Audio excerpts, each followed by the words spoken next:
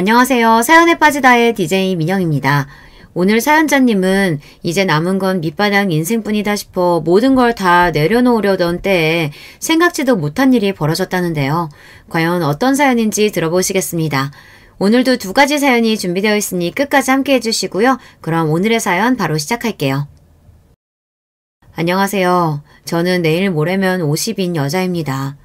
제 나이 어느새 중년에 접어들고 있네요.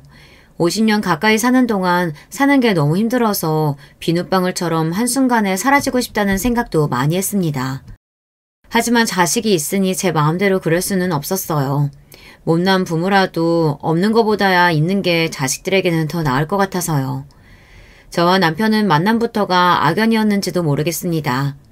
20대 중반에 저는 한참 직장 생활을 하던 중이었는데 부모님께서 살던 주인집 아줌마가 중매를 서서 남편을 만나게 됐어요.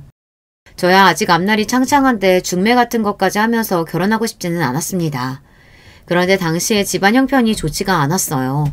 원래도 경제적으로 여유 있는 집안은 아니었었는데 아버지께서 친구 보종을 잘못 써는 바람에 집까지 날리게 됐습니다. 그래서 졸지에 5 식구가 살던 집에서 나와 좁은 집에서 월세를 살게 된 거예요. 저와 오빠는 어떻게든 돈을 벌어 다시 집안을 일으키려고 했지만 부모님 생각은 달랐습니다. 형편이 어려우니 집안에 입이나 줄이자 싶으셨는지 오빠랑 저 둘 다 결혼을 시키려고 하셨어요. 부모님은 하루가 멀다 하고 주변에 아는 사람들에게 이야기를 해서 맞선 자리를 만들어 오셨어요. 오빠와 저는 매주 주말마다 맞선 자리에 나가야 했습니다. 저는 그런 부모님이 이해가 되지 않았지만 부모님은 완강하셨어요. 특히나 오빠보다도 저에게 유독 더 심하게 굴었습니다.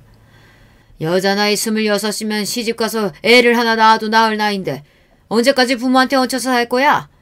주인 할머니 말로는 남자 직업도 좋고 집안도 좋다니까 웬만하면 그냥 시집가서 살아. 그게 효도하는 거야. 아버지는 요즘 시대에 26이 무슨 노처녀라 그래. 나 시집 안 가도 내가 벌어서 알아서 살 수 있어. 뭐하러 힘들게 결혼해. 결혼해봐야 남편 뒷지닥거리에 시집살이에 힘들기만 하지. 이 지지배가 모르는 소리 하고 있네. 그런 소리야 인물도 못나고 나이만 잔뜩 먹어서 시집 못 간 여자들이나 하는 소리지. 너는 네 동생 보고도 그런 소리가 나와? 너 때문에 멀쩡한 막내가 시집도 못 가게 생겼잖아. 결혼하는데 순서가 무슨 소용이라 그래. 그냥 막내부터 먼저 시집 보내요. 저는 위로 오빠 하나 아래로 여동생이 하나 있어요. 친정아버지께서는 워낙 고지식하신 옛날 분들이라 항상 아들 장남만 챙기시던 분이었습니다. 대학도 저랑 여동생은 보내주지도 않아서 오빠만 혼자 대학을 나왔어요. 공부는 저나 여동생이 더 잘했는데도 말이죠. 결혼도 마찬가지였습니다. 오빠는 맞선도 여러 번 보고 연애도 여러 번 했었는데 결혼하라고 이야기만 했지 누구랑 해라 닥달을 하지는 않았어요.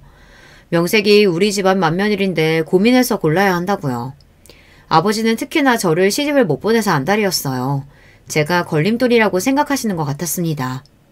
당시에 저보다 1살 어린 여동생이 남자친구가 있었는데 저 때문에 둘이 결혼을 못하는 거라고 하시면서 아버지께서 무조건 저에게 3달 안에 결혼하라는 말도 안 되는 소리를 하셨어요.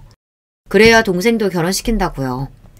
제가 결혼하는데 순서가 무슨 상관이냐, 막내부터 그냥 시집 보내라고 해도 사람 불편하게 자꾸 제가 시집 갈 때까지는 안 된다고 하셨습니다. 시간이 갈수록 괜히 동생이랑 제부에게 제가 민망해졌어요. 제가 민망할 수밖에 없었던 게 동생이랑 제부가 연애를 오래 했어요. 둘이 고등학교 때부터 동창으로 이미 5년 가까이 연애를 하면서 동생이 제부 뒷바라지를 하고 있었습니다. 거기다가 동생은 제부와 하루라도 빨리 결혼하고 싶어 안달이 나 있었어요. 당시에 제부가 고시생이었는데 군대를 다녀오자마자 본 사법고시에서 떨어져서 낙심하고 있었거든요. 언니가 빨리 시집을 가야 나랑 윤상이도 결혼을 할 거 아니야. 안 그래도 윤상이 공부하느라 힘들어하는데 하루라도 빨리 결혼해서 내가 옆에서 챙겨줘야 시험도 붙고 할 텐데. 내년에도 우리 윤상이 시험 떨어지면 언니 책임인 줄 알아? 여동생이 하다하다 예비 제부 시험 떨어지는 것까지 제 탓을 하더군요. 저도 웬만하면 좋게 넘어가라고 했는데 동생이나 예비 제부나 저랑 1살 차이라 다 같이 학교 다니면서 친하게 지내던 사이인데 제가 왜 동생들 앞길을 막는 일을 하고 싶었겠어요. 여동생이 하도 저를 쏘아보면서 말도 안 되는 소리를 하길래 저는 기가 막혀서 그날 여동생이랑 한바탕 했습니다. 야, 윤상이 시험 떨어지는 게 왜 내 잘못이냐? 윤상이가 공부를 안 해서 그런 거지.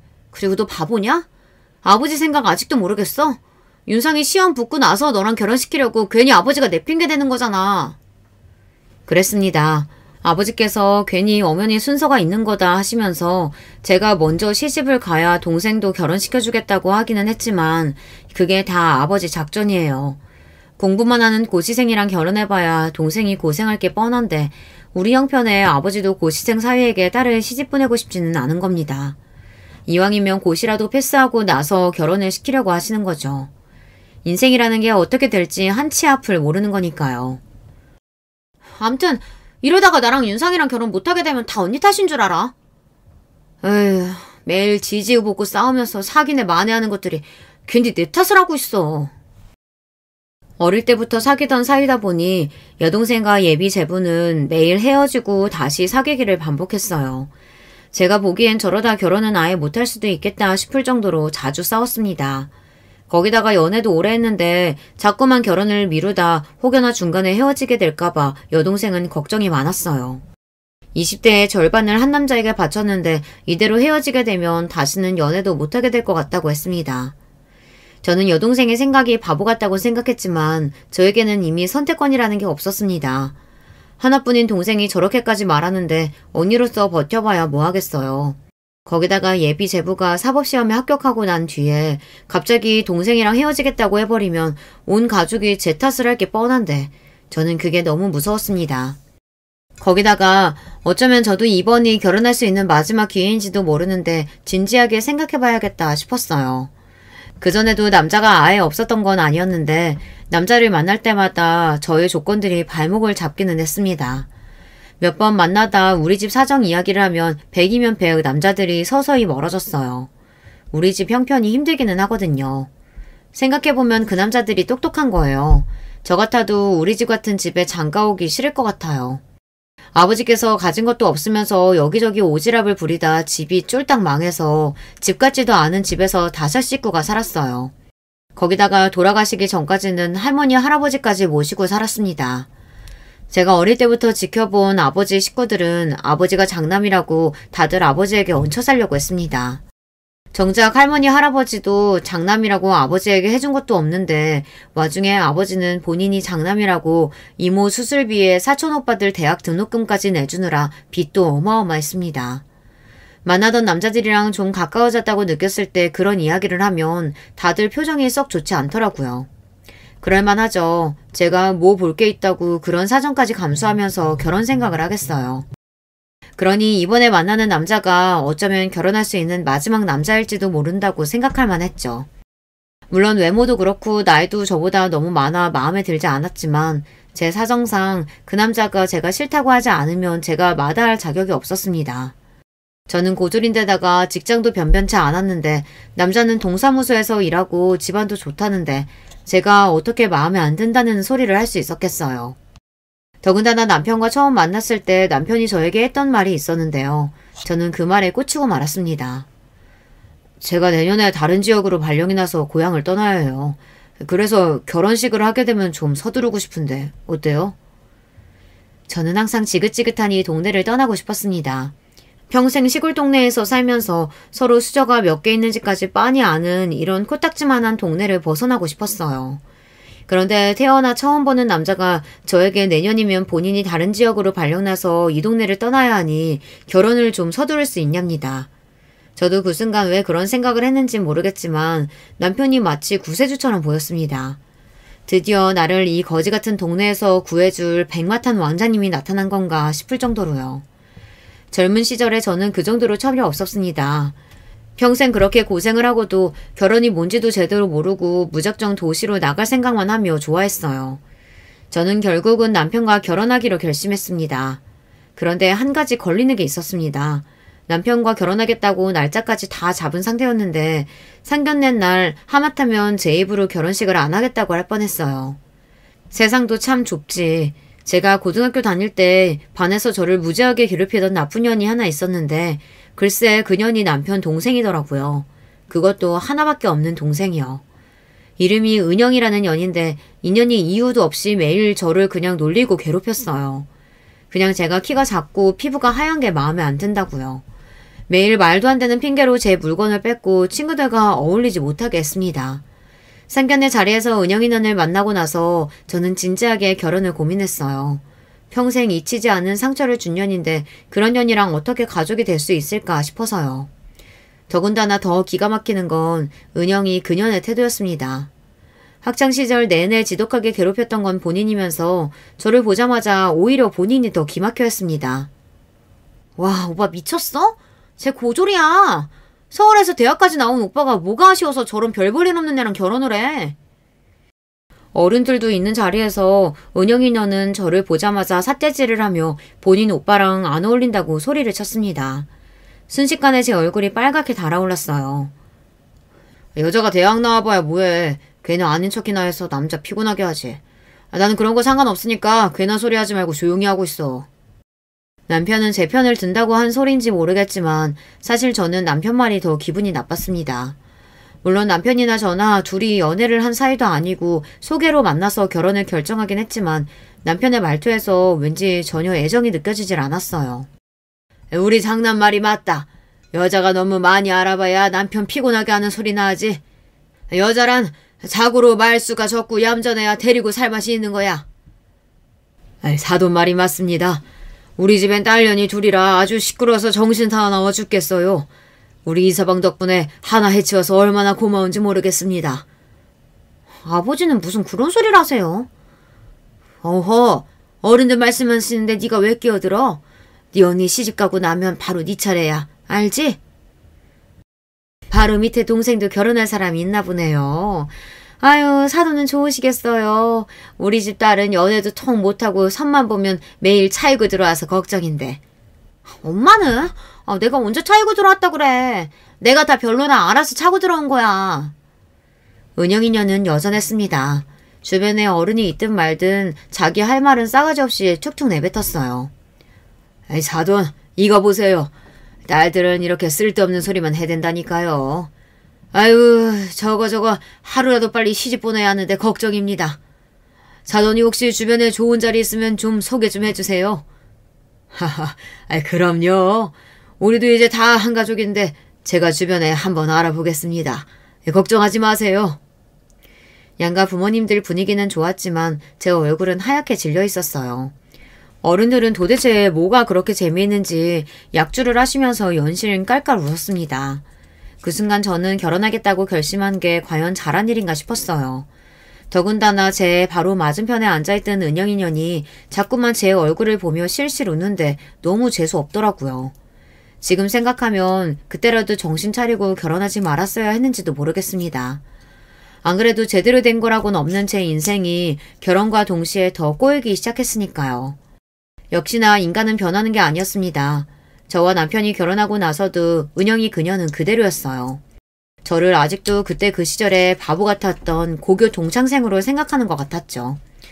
만날 때마다 은영이녀는 저를 무시하고 눈엣가시로 여겼어요. 남편이 일요일이면 한 달에 한 번씩 직장 동료들이랑 등산을 갔습니다. 그런 날이면 저도 오랜만에 집에서 혼자 쉬고 싶은데 뜬금없이 신우인연이 찾아와 시비를 걸기도 했습니다. 너는 결혼한 지가 언젠데 아직도 사람을 한번 초대 안 하니? 연락도 없이 다짜고짜 집에 쳐들어와서 말도 안 되는 소리를 해댔어요. 무엇보다 기분 나쁜 건 자꾸만 반말을 찍찍 해댔다는 겁니다. 안 그래도 집 정리되면 어머님 아버님 모시고 집들이 하려고 했어요. 근데 진영씨 일이 바빠서 시간이 영 안 나네요. 저는 성질이 나는 것도 꾹 참고 애써 좋게 말하려고 노력했습니다. 우리 오빠 일 때문에 바쁜 거 맞아? 무슨 공무원이 일요일까지 나가서 일해. 그냥 너랑 앉기 싫어서 핑계대고 놀러간 거 아니야? 사람 속을 긁기로 작정하고 왔는지 신우이는 얇은 소리만 골라서 했습니다. 제가 남편이 회사 동료들이랑 등산 간 거라고 말을 하는데도 신우이는 들은 채도 안 하고 자기 멋대로 방문이며 냉장고까지 열며 집안을 다 헤집고 다녔어요. 그러면서 한다는 소리가 재수가 없었습니다. 세상 참 오래 살고 볼 일이다. 동네에서 제일 가난한 집 구석 딸내미라 매일 도시락도 못 사오던 게 운 좋게 우리 오빠 만나서 아파트도 살아보고 인생 폈네 폈어. 남편과 결혼할 때 남편이 장남이라 시댁에서 받은 게 많기는 해요. 신혼집도 처음부터 자가 아파트로 시작했고 집안의 가전이며 가구도 몽땅 다 시댁에서 해주셨습니다. 저는 정말 몸만 들어왔다고 해도 과언이 아니었어요. 거기다가 시댁에 갈 때마다 시부모님께서 저에게 용돈도 가끔 주셨습니다. 한 살이라도 젊을 때 돈을 많이 모아두어야 나이 들어서 고생 안 하는 거라고 하시면서요. 그때까지만 해도 저는 시집을 잘 왔다고 생각했어요. 평생 오빠 들러리만 서면서 부모님 뒤치다꺼리 하기 바빴는데 이제라도 남편과 시부모님의 그늘 아래 좀 마음 편히 살 수 있겠다 싶어서요. 그렇다고 해서 제가 시댁에 노예로 팔려온 건 아닌데 알아서 시녀처럼 살 필요는 없잖아요. 그런데 시누이는 제가 자기 올케인 걸 자꾸만 까먹는 것 같았습니다. 이왕 남편과 결혼하면서 가족이 된 거 저도 이제는 과거의 일을 좀 다 잊고 살고 싶은데 자꾸만 지난 과거를 시누이년이 끄집어내니 피곤하더군요. 저도 더는 고등학생 시절 애송이가 아닌데 이제라도 본때를 보여줘야겠다 싶었습니다. 아가씨, 내가 오빠랑 결혼한 지가 언젠데 아직도 나한테 반말을 하면 어떡해요. 이제는 호칭 좀 제대로 하세요. 저는 최대한 눈빛에 힘을 주고 인상을 팍 구겨가며 이야기했습니다. 평생 가족으로 살아야 하는데 이제는 가족 내의 질서를 지켜야 하니까요. 그런데 사람 변하는 거 아니더군요. 학교 다닐 때도 그렇게 무식하고 멍청하더니만 30이 다 돼서도 정신을 못 차렸어요. 야, 네가 우리 오빠랑 결혼 좀 했다고 내가 새언니 이렇게라도 불러줄 줄 알았나 본데 웃기고 있네. 너는 그냥 영원한 내 밥이야. 시누이는 손까지 번쩍 들어올리며 금방이라도 저를 때릴 것 같은 신용을 했어요. 그 모습까지 보고 나니 저도 눈이 돌더군요. 밥은 무슨... 너 정신 나갔니? 무식해도 정도가 있지. 너 지금 너희 부모님이랑 너희 오빠 앞에서도 이렇게 굴겠다는 거야? 내가 총 맞았니? 그랬다가 돈줄 끊기면 어쩌려고 내가 그러겠어. 어른들이 있는 앞에서는 일장 너랑 얘기할 생각 없으니까 너나 나한테 친한 척 하지 마. 나는 너 가족으로 생각 안 하니까. 이런 걸 보고 적반하장이라고 하나 봅니다. 학교 다닐 때 비겁하게 사람 괴롭히고 놀린 건 본인이면서 오히려 자기 잘났다고 큰소리를 치더군요. 저도 바보가 아닙니다. 정신 나간 시누이년이 더 선을 넘기 전에 손을 봐줘야겠다 싶었어요. 저는 그대로 시누이에게 다가가 덥석 시누이의 머리채를 잡아당겼습니다. 그러자 놀란 시누이가 제 손에 매달려 버둥거리더군요. 아! 이년이 미쳤나? 너 지금 어디 잡는 거야? 이거 안 나? 놓기는 몰라. 미친 건 너지, 이년아. 학교 다닐 때는 내가 워낙 집안일로 힘들어서 봐줬지만 지금은 아니거든? 어디서 오빠 아내한테 양아치 놀이라고 있어? 아! 미친년아, 너 또 오랐냐? 너 내가 가만히 둘 것 같아? 내가 무슨 짓을 해서든 너랑 오빠랑 갈라놓을 거야. 네가 뭔데 나랑 내 남편을 갈라놔? 너같이 멍청한 년 말을 누가 믿겠냐? 저는 잡은 머리채를 빙빙 돌려 바닥으로 내리꽂았습니다. 지금까지 제가 이런 년을 뭐하러 봐주고 있었나 싶을 정도로 덩치만 컸지 힘도 없어서 제 손에 휙휙 매달리더군요. 그런데 그 순간 말도 안 되는 일이 벌어졌습니다.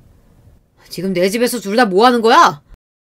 이제 거의 다 끝났다 싶었던 순간 하필이면 그때 남편이 나타난 거예요. 남편은 당장 눈앞에 벌어진 모습만 보고 놀라서 저와 머리끄댕이를 잡고 싸우고 있는 시누이를 동시에 쏘아보았습니다. 그때였어요.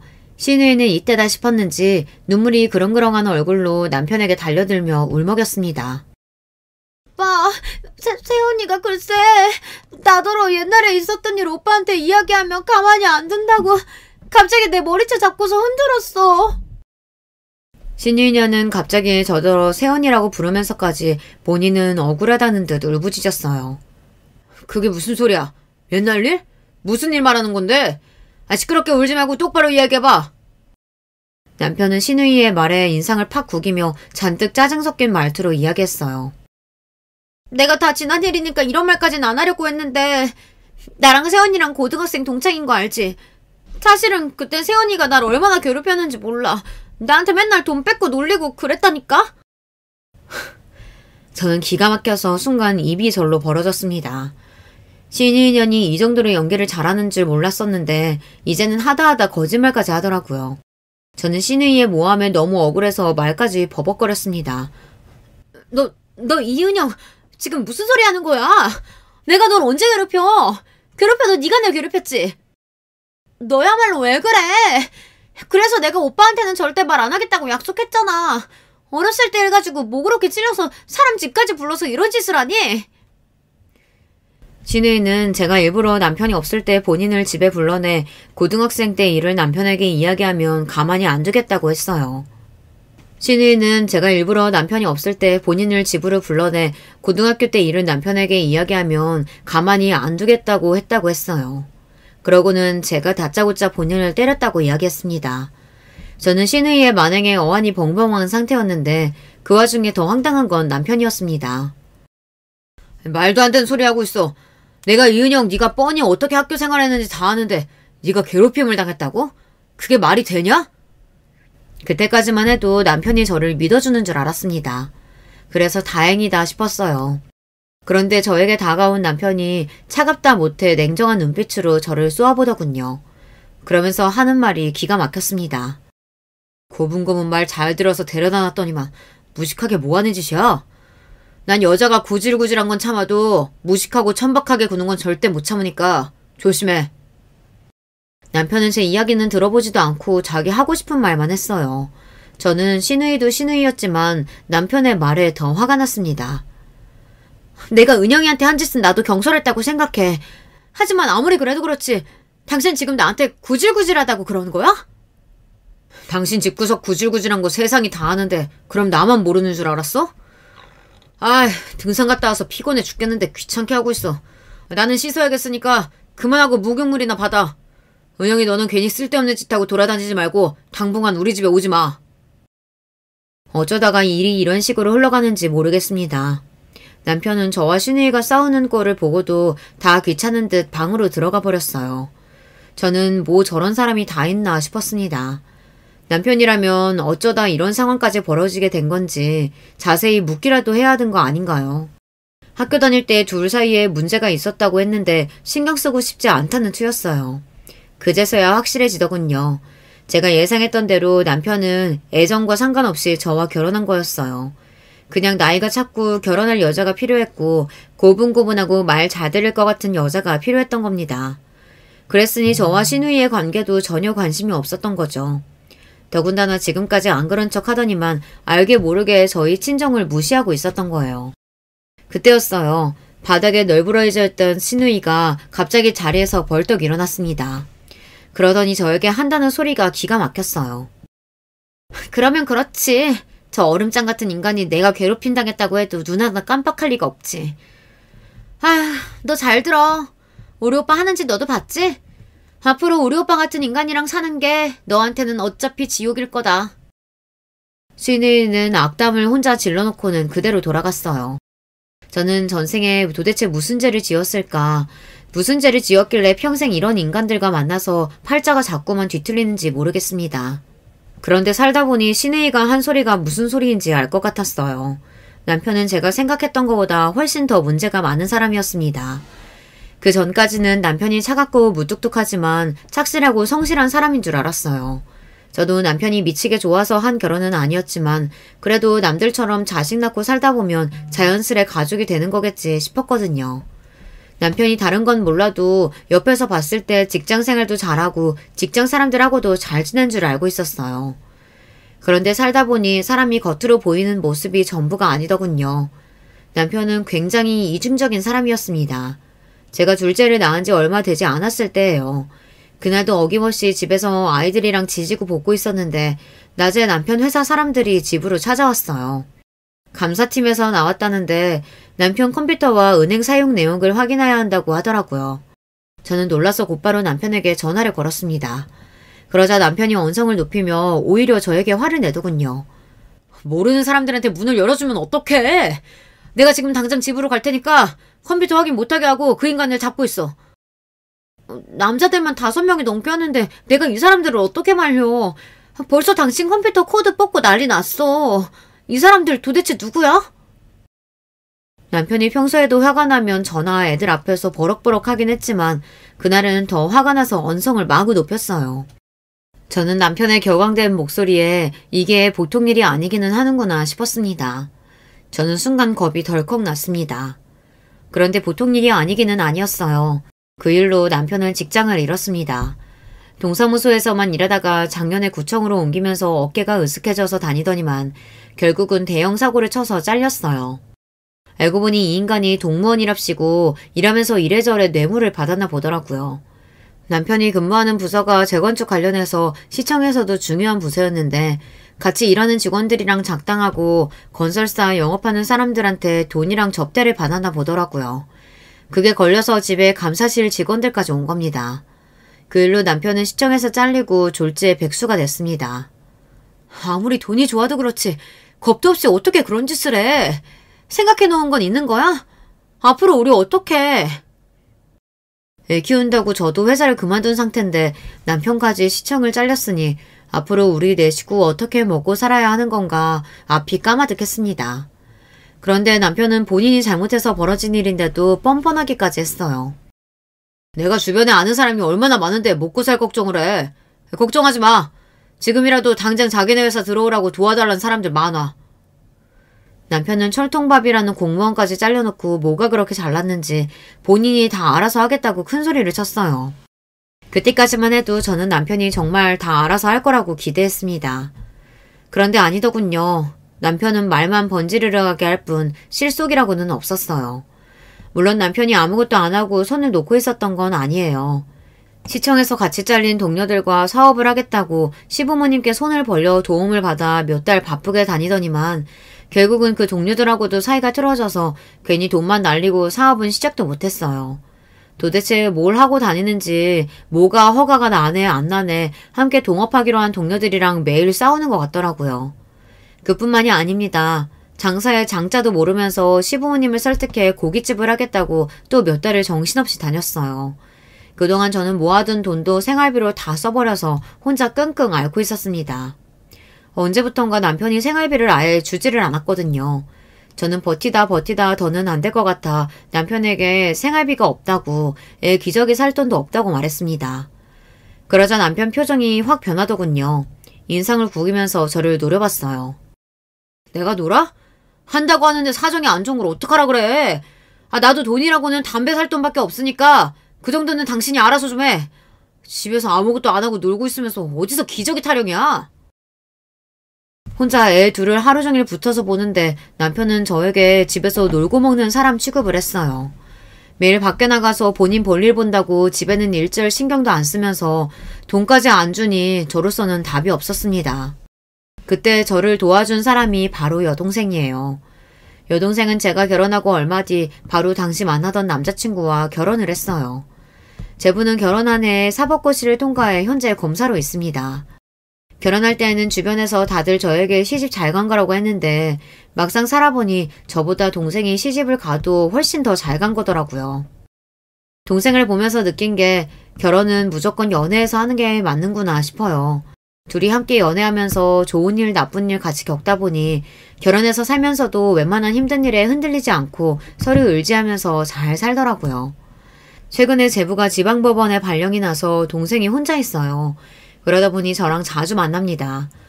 동생도 애가 둘이고 저도 아이들이 있다 보니 애들 데리고 동생이 우리 집에 자주 왔습니다. 그러다 보니 자연스레 제가 어떤 꼴로 사는지 동생이 다 알게 됐어요. 남편이 저를 어떻게 대하는지 동생은 웬만해선 다 알고 있었죠. 형부는 아무리 힘들어도 그렇지 생활비를 안 주면 도대체 애랑 어떻게 살라는 거야? 우리 아빠는 집에는 안 들어와도 생활비는 꼬박꼬박 붙이는데. 그러게 말이다. 이 인간은 집에도 안 들어오는 주제에 돈도 안 주니 도대체 나더러 어떻게 살라는 건지 모르겠다. 당시에 애들이 둘이나 있다 보니 돈 들어갈 때가 많았습니다. 정말 숨만 쉬어도 나가는 돈이 어마어마했어요. 그런 와중에 남편에게 이야기를 해도 들은 척을 안 하니 저로서는 어떻게 살아야 하나 답이 없었습니다. 저나 동생이나 어려서부터 가난하게 자랐다 보니 성인이 돼서는 돈 걱정만 안 하고 살면 좋겠다 싶었습니다. 그래서 애 낳기 전까지 직장생활 열심히 해서 돈을 번 거기도 하고요. 그런데 애 둘 낳고 살다 보니 제 마음대로 되는 게 하나도 없더군요. 남편이 돈을 못 벌어다 주면 나라도 나가서 벌어야 하는데 애들한테 묶여있으니 그것도 쉽지 않았어요. 친정이나 시댁이나 도와줄 사람이 없었거든요. 언니, 이거 내가 결혼 전에 모아놨던 돈인데 나는 지금 당장 필요 없으니까 언니 급한데 써. 정말 얼마 안 되니까 안 갚아도 돼. 한동안 남편이 생활비를 안 준다고 하소연을 좀 했더니 동생이 마음에 걸렸나 봐요. 자기가 아가씨 때 모아둔 적금 통장을 저에게 건넸습니다. 당장 본인에게는 필요 없는 돈이니 저에게 쓰라고 했어요. 저는 괜찮다고 왜 그러냐고 한사코 거절했습니다. 그러자 오히려 동생이 저에게 더 화를 내더군요. 언니, 사람 무한하게 왜 그래? 우리가 남도 아니고 형제인데 서로 힘들 때 도와줄 수 있는 거지. 언니는 나 힘들면 안 도와줄 거야? 정말 얼마 안 되니까 그냥 써. 염치가 없는 거야 저도 잘 알지만 당시에는 상황이 너무 힘들다 보니 저도 동생의 통장을 받았어요. 통장에 1,000만 원이 들어있더라고요. 저는 통장을 확인한 순간 울컥 눈물이 났습니다. 매일 제 팔자를 탓하고 사느라 누구도 나를 걱정하고 생각해주는 사람은 이 세상에 없다 원망하며 살았는데 그랬던 제 모습이 후회됐습니다. 정말 하루하루 사는 게 힘들고 드디어 내 인생이 바닥을 쳤다고 생각했던 절망의 순간 저에게 손을 내밀어준 동생 덕분에 저는 힘을 냈어요. 그리고 혹시나 동생에게도 힘든 시간이 닥치게 된다면 그때는 내 사정이 어떻든 무슨 일이 있어도 동생을 돕겠다 다짐했습니다. 동생 덕분에 힘든 고비를 넘긴 저는 애들이 유치원에 다니기 시작한 순간부터 곧장 직장을 구해 일을 했습니다. 그때도 남편은 제가 뭘 하고 다니는지 전혀 몰랐어요. 제가 어떻게 살면서 애들을 키우고 있는지 일절 관심이 없었거든요. 남편은 본인이 들어오고 싶을 때만 집에 들어왔어요. 저도 남편에게 일절 신경 쓰지 않았습니다. 마음 같아서는 지금이라도 당장 남편과 헤어지고 싶은 생각이 굴뚝 같았지만 그래도 내가 세상에서 제일 사랑하는 아이들 아버지이니 참고 기다려보자 싶었습니다. 그러다 보면 남편도 언젠가는 철이 들어 저에게 미안해 하는 날이 오겠지 싶어서요. 그런데 사람이 그렇게 쉽게 변하는 게 아니더군요. 남편은 애들이 커가면 커갈수록 좋은 아버지가 될 생각은 안 하고 오히려 더 망나니가 됐어요. 남편은 시부모님이랑 같이 고깃집을 차리기는 했어요. 그런데 매일 시부모님께 가게를 맡겨놓고 본인은 사장 행세를 하고 다니며 사람들이랑 어울려 매일 술만 먹고 다니는 것 같더라고요. 하루는 그런 적이 있어요. 그날도 남편은 어김없이 친구들이랑 술을 먹고 떡이 돼서 들어왔습니다. 저는 어느 때처럼 남편이 비틀거리든 넘어지든 신경도 쓰지 않았습니다. 그런데 그날따라 남편이 기분이 안 좋은지 혼자 신발도 못 벗고 비틀거리다 넘어지더니 괜히 저에게 시비를 걸더군요. 너는 남편이 들어왔는데 아는 척도 안 하냐? 에이, 어디서 저런 미련 곰탱이 같은 게 마누라라고. 남편은 인상을 구기며 짜증을 내면서 신고 있던 신발을 저에게 던졌습니다. 저는 기가 막혀서 곧바로 남편을 쏘아봤어요. 술을 먹었으면 곱게 들어와서 씻고 잘 누르시지. 어디서 신발을 던지고 그래. 정신 차려. 몇 년 동안 마치 사람을 없는 사람을 취급하더니만 술에 진탕 취해 들어와서 한다는 짓이 아내에게 신고 있던 신발을 던지는 거였습니다. 정말이지 사람 같지 않아 상종도 하고 싶지 않았어요. 이 예편아가 어디서 감히 남편한테 큰 소리를 내? 너 내 손에 주고 볼래? 남편은 갑자기 자리에서 벌떡 일어나더니 금방이라도 저에게 달려들 것처럼 우락부락한 얼굴로 다가왔어요. 저는 순간 겁이 확 나서 도망치듯 아이들 방으로 들어와 문을 잠갔습니다. 지금까지 남편이 수도 없이 많이 술에 취해 들어왔지만 그날만큼은 달랐어요. 술에 취해 저에게 소리치던 남편 얼굴이 꼭 다른 사람처럼 보였습니다. 저와 아이들을 해칠지도 모르겠다는 생각이 들었어요. 그런데 바로 그 다음날 아침 생각지도 못한 일이 벌어졌습니다. 남편도 지난 밤에 저에게 한 행동이 미안하긴 했는지 웬일로 생활비를 주더군요. 그동안 장사 준비하느라 힘들어서 못 줬었는데 앞으로는 조금씩 줄 수 있을 것 같아. 당신이 알아서 애들 다니고 싶은 학원도 보내고 옷도 좀 사주고 그래. 저는 오늘 아침엔 해가 서쪽에 떴나 싶었습니다. 남편에게 몇 년 만에 생활비를 받는 건지 모르겠더라고요. 몇 년 만에 주면서 생색내는 게 꼴 같지 않기는 했지만 그래도 돈은 받았어요. 고맙다고 수고했다는 말도 해줬습니다. 좀만 기다려. 이제 금방 입소문만 나면 돈 긁어 모으는 건 시간 문제야. 가게 대박만 나면 오늘 준 거에 2배씩 줄 테니까 기대해. 남편이 원래 이렇게 허풍이 심한 사람이었나 싶을 정도로 남편은 신이 나서 연신 떠들었습니다. 저는 그나마 장세가 잘 되는 것 같아 다행이다 싶었지만 남편 가게와 상관없이 일은 계속 다녔습니다. 남편이 말한 대로 정말 앞으로도 식장이 잘 돼서 저에게 생활비를 넉넉하게 줄 수도 있지만 저로서는 남편에게 온전히 의지하고 싶지는 않았어요. 남편이야 전혀 모르고 있겠지만 사실 그동안 제가 일도 하고 동생에게 도움을 받아 아이들을 키우며 살면서 남편 원망을 얼마나 했는지 몰라요. 본인이 잘못한 일 때문에 우리 가족 모두가 힘들어진 건데도 남편은 저나 아이들에게 전혀 미안한 마음이라고는 없이 일절 책임지려고 하지 않았던 모습이 너무나 실망스럽고 원망스러웠습니다. 솔직히 애들 아빠니까 같이 산 거지 사실 남편에 대한 미운 정마저도 떨어진 건 오래됐어요. 마음 같아서는 만약 아이들이 없었다면 이혼했을 거예요. 그동안 남편과 살면서 이혼 생각을 수도 없이 했었거든요. 하지만 저는 매일매일 고난이다 이렇게 여기며 꾹꾹 견뎠습니다. 애들이 초등학교 갈 때까지만 참자, 중학교에 갈 때까지만 좀 더 참아보자 하면서 그렇게 참고 살았던 게 효과가 있었는지 어느새 남편과 20년 넘게 살고 있네요. 그동안 별의별 일도 많았지만 저는 잘 참았어요. 오히려 말도 안 되는 게 제 여동생이 제부와 이혼을 했습니다. 제부가 일 때문에 많이 바쁘긴 했어도 둘 사이에 별 문제 없다고 생각했었는데 제가 모르는 일이 둘 사이에 있었나 봐요. 아이들이라면 끔찍한 제 동생이 생각보다 쉽게 이혼을 선택했어요. 제가 이제 와서 왜 이혼하냐고 물었더니 동생 말이 너무 외로워서 이혼한다고 하더라고요. 언니, 내가 결혼해서 20년 가까이 사는 동안 남편이랑 한 집에 산 건 절반이 10년도 안 될걸. 네 남편 검사라 매년 지방 발령 나는 걸 어떡해. 애초에 능력 있는 검사 남편이랑 살면서 그 정도는 감수해야지. 언니, 지방 발령이 문제가 아니야. 그 인간이 얼마나 일에 미쳐있는지 같이 살아도 같이 사는 것 같지가 않다니까. 집에 있어도 하루 종일 일 생각밖에 안 했어.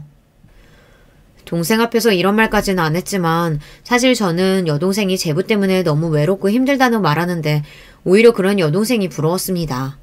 저는 20년 넘게 남편이랑 내내 남처럼 살았는데도 한 번도 같이 있고 싶다거나 외롭다고 생각해 본 적이 없었거든요.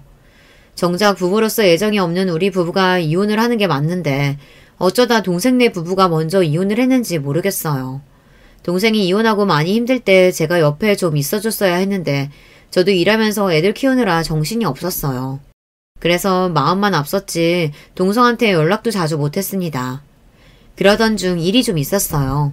여동생네 조카가 콩쿠르에 나가 대상을 타서 친정 식구들끼리 조촐하게 파티를 한다는데 제가 일 때문에 못 갔습니다. 남편에게 잠깐 들렀다 오라고 했는데 역시나 제 말을 들을 리 없었죠. 저는 너무 미안했습니다.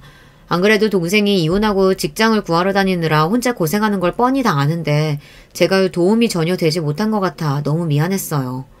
그래서 조금이나마 미안한 마음을 덜고자 저는 동생에게 용돈을 좀 보냈습니다. 봉투에 넣어서 주면 동생이 안 받을 것 같아 연락 없이 그냥 동생 계좌로 100만 원을 입금했습니다. 제 형편에 100만 원이면 큰돈이지만 동생에게 주는 건 하나도 아깝지 않았어요.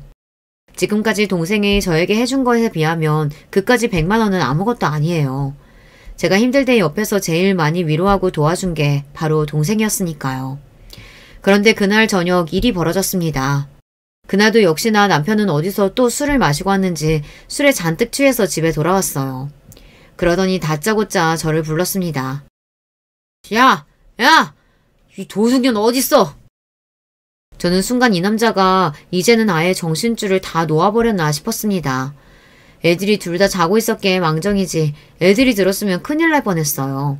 저는 놀라서 헐레벌떡 현관으로 나갔습니다. 당신 도대체 술을 얼마나 먹은 거야? 왜 다짜고짜 집에 들어와서 소리부터 질러? 이러다 애들 다 깨겠어. 어허, 과장이 집에 들어왔는데 이놈 새끼들이 아니라고 하고 뭐하고 있는 거야? 남편은 그만하라고 해도 정신이 나갔는지 오히려 더 큰 소리로 떠들었어요. 심지어 애들을 깨우겠다고 난리를 쳤습니다. 저는 혹시나 애들이 깨기라도 할까 걱정돼 남편 입을 틀어막았어요. 그만 좀 하라고요. 그러자 미간을 잔뜩 구긴 남편이 제 손을 밀어냈어요. 저는 남편의 힘에 못 이겨 바닥으로 쿵 소리를 내며 넘어졌습니다. 그때였어요. 저는 정신이 없어 바닥에서 일어나지도 못하고 있는데 남편은 도와주지는 못할 망정 제 어깨를 짓눌렀습니다. 그러더니 한다는 소리가 충격적이었어요. 이 도둑년이 내가 오냐오냐 해주니까 네가 눈에 뵈는 게 없지? 감히 내 허락도 없이 동생한테 100만 원이나 보냈어? 너 죽고 싶냐? 저는 순간 눈이 휘둥그레졌어요. 남편이라는 인간이 제가 동생에게 100만 원 입금한 걸 어떻게 알았는지 혼자 성이 나서는 저더러 도둑년이라고 한 거예요. 또 시작이었습니다. 이 인간이 술만 먹었다 하면 아주 정신을 못 차렸어요. 저는 술 취한 사람이랑 무슨 말을 해봐야 소용이 있을까 싶어 내일 술 깨면 다시 이야기하자고 하고는 자리를 피하려고 했어요. 그런데 그때 남편이 갑자기 제 머리끄댕이를 잡았어요. 이년이 감히 내가 말하는데 어딜 도망가? 너희 도둑년아, 빨리 가서 내 돈 100만 원 찾아와! 힘이 얼마나 센지 남편의 손에 머리를 붙들린 저는 꼼짝도 못했어요. 저는 애써 비명소리가 튀어나오려는 제 입을 틀어막았습니다. 혹여나 애들이 깨기라도 할까봐요. 그만 좀 해, 여보. 도대체 술만 먹으면 왜 이러는 거야? 정신 좀 차려! 저는 남편이 무서웠습니다. 예전에 이 정도는 아니었는데 이제는 술만 먹었다 하면 자꾸만 깽판을 치니 제가 감당할 수가 없었어요.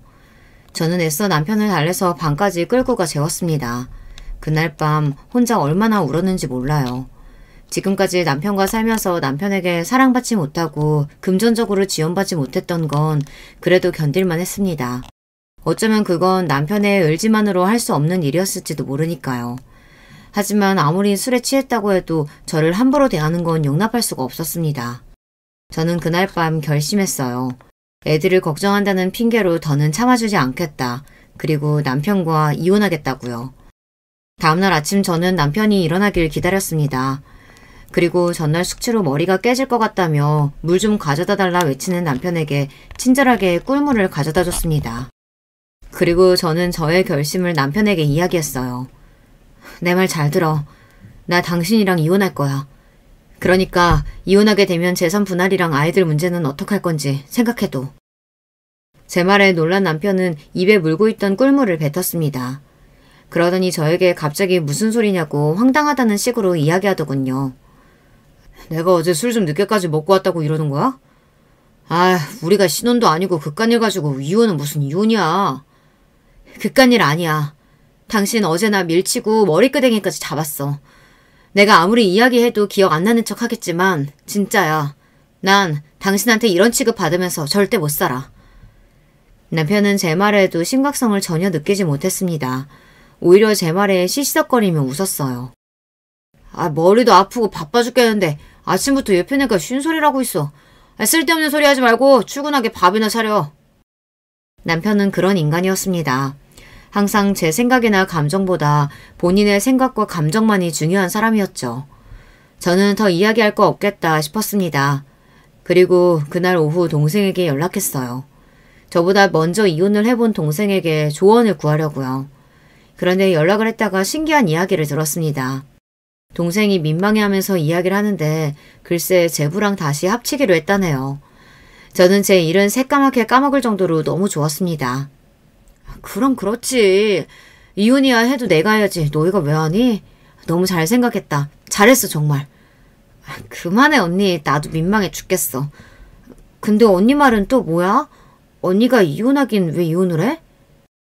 안 그래도 정신없을 동생에게 할 이야기는 아니었지만 그래도 동생에게는 제일 먼저 이야기를 해야 할 것 같아 지금까지 남편과 있었던 이야기를 모두 했어요. 그리고 이혼하겠다고도 이야기했습니다. 제 말에 잔뜩 심각해진 목소리로 여동생이 저에게 곧바로 이혼하라고 소리쳤습니다. 뭘 망설여. 내가 도와줄 테니까 걱정하지 말고 이혼해. 어떤 사내 새끼가 할 짓이 없어서 마누라한테 손을 대. 내가 그 자식 가만히 안 둘 거야. 저보다 더 흥분한 동생을 말리느라 고생했습니다. 그리고 며칠 뒤 동생은 곧바로 행동으로 옮겼어요. 그리고 저는 아주 빠른 시일 내에 남편과 깔끔하게 이혼했습니다. 동생과 재결합한 제부가 아니었다면 저는 이혼에 성공하지 못했을 거예요. 이게 다 동생과 제부 덕분입니다. 제 이야기를 듣게 된 제부가 저를 많이 도와줬어요. 검사의 인맥을 다 동원해 제 남편의 뒷조사를 싹 했습니다. 그러고는 제가 낸 이혼 소송에 큰 힘을 실어줬어요. 알고 보니 남편 이 자식이 직장까지 잘리고도 아직도 정신을 못 차렸는지 또 멍청한 짓거리를 하고 있더군요. 시부모님이랑 고깃집을 차릴 때 식장 자리가 아는 곳에 허가를 제대로 받지 않고 불법 시공까지 해서 장사를 했더라고요. 그뿐만이 아닙니다. 고깃집에서 사용한 고기의 원산지도 내내 속이고 장사를 했어요. 증거를 취합하자마자 제부는 남편을 기소했습니다. 남편은 이외에도 식당이 있는 지역 공무원에게 뇌물까지 먹인 죄목이 추가됐어요. 파면 팔수록 남편이 저지른 만행들이 자꾸만 나오니 저는 오히려 기가 막혔습니다. 인간 자체가 갱생 불가였어요. 그로부터 얼마 뒤 제부가 저 때문에 남편의 앞길을 막은 걸 알게 된 남편이 제 앞에 찾아와 손이 발이 되도록 빌었습니다. 여보, 아무리 내가 잘못을 했어도 부부를 산 세월이 있는데 나한테 이러면 안 되지. 우리 가게 망하면 우리 부모님도 다 망하는 거 몰라? 나는 몰라도 우리 부모님은 당신한테 잘해줬잖아. 거기다가 내가 또 망해서 돈도 못 벌어봐. 우리 새끼들 양육비는 어떡해. 이혼할 때 하더라도 우리가 애들 부모인데 살 길은 만들어 놓고 헤어져야지. 남편은 말을 참 잘해요. 제가 어느 대목에서 흔들리는지 아주 잘 알고 있습니다. 애들 이야기를 하니 저도 모르게 살짝 흔들렸어요. 피차 시간도 없고 바쁜데 쓸데없는 소리 하지 말고 그냥 내 조건대로 이혼해줘. 그럼 식당 고소 문제는 생각해볼게. 저는 양육관과 집을 저에게 넘겨달라고 이야기했어요. 제가 지금까지 남편에게 받은 스트레스와 피해를 생각하면 집 정도는 무조건 받아야 한다고요.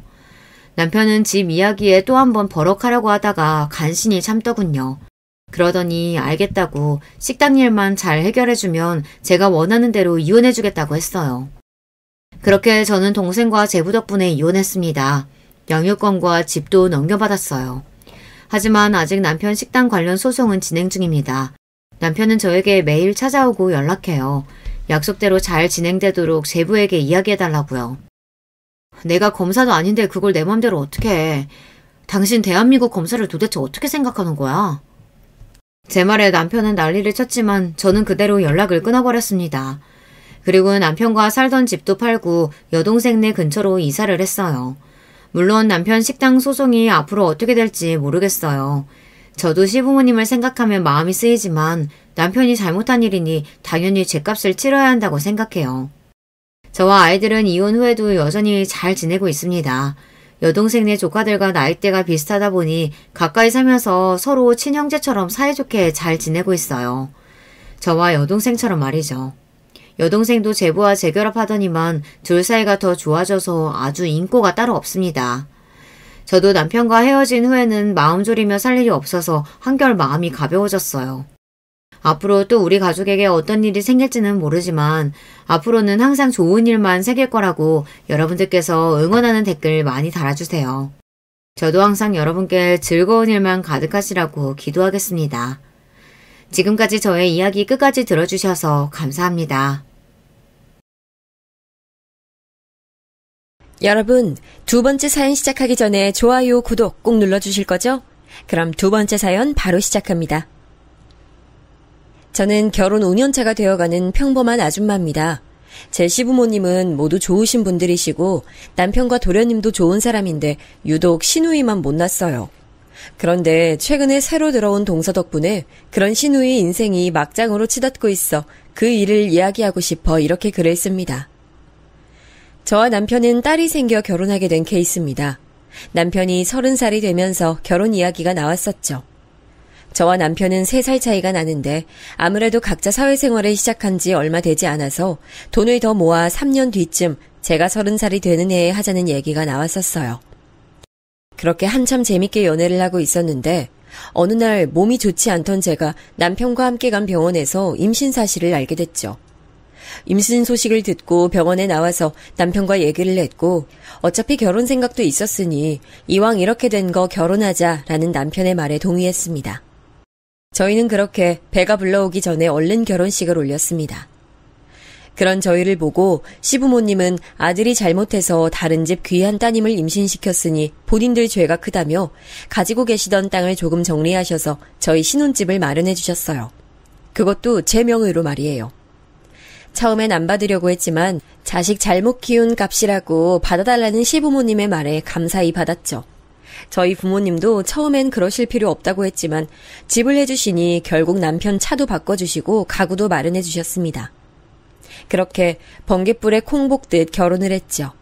그리고 그 다음 4월 딸이 태어났습니다. 딸이 태어난 날에도 시어머니께서 우리 귀한 며느리 고생했다고 우르르 찾아가면 힘들 테니 제가 어느 정도 회복되면 오신다고 남편 편으로 용돈만 보내셨습니다.